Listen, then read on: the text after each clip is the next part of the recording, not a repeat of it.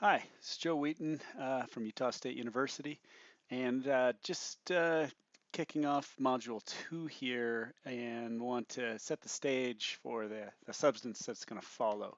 So Module 2 again is on the science and case studies that support and have built some of the confidence in low-tech process-based restoration.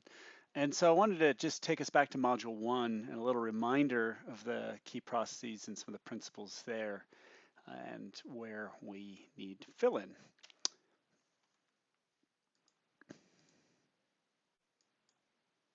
So recall that we had four principles that helped us understand what constituted healthy riverscapes. And we spent a bunch of time focusing on this idea of structure forcing complexity, and that builds resilience. And what we learned is that there's a couple of key processes that are sort of, we call them key processes, kind of like a keystone species, if you will. But if we can focus on those key processes, then there's a whole bunch of other supporting processes that must be taking place for those processes to occur.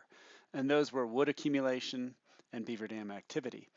And so what we're going to think of this morning as is it's really organized around making these connections. Okay, so making these connections to these two processes, wood accumulation. So you're going to hear Steve Bennett present on post-assisted log structures from a project largely in the Asotin, which is actually where this picture is from.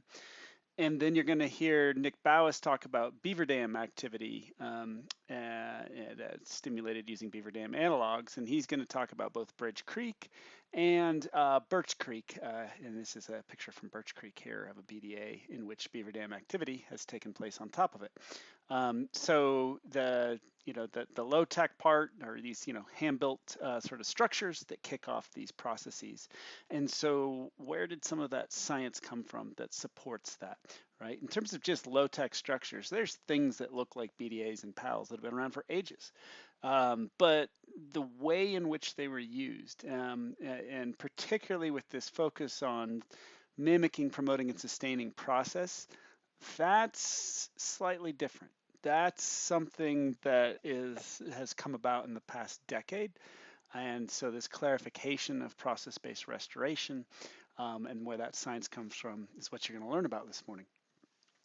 Most of this is going to come from two intensively monitored watersheds. This is a paper that Steve Bennett and a bunch of us published a while back. Actually, sorry, I was not on that. So, paper that Steve Bennett and Nick Bowis and a bunch of others published on these IMWs.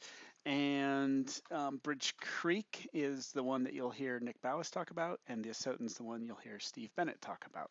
Okay. So with that, I'm going to hand it over to Nick for the next presentation. Enjoy.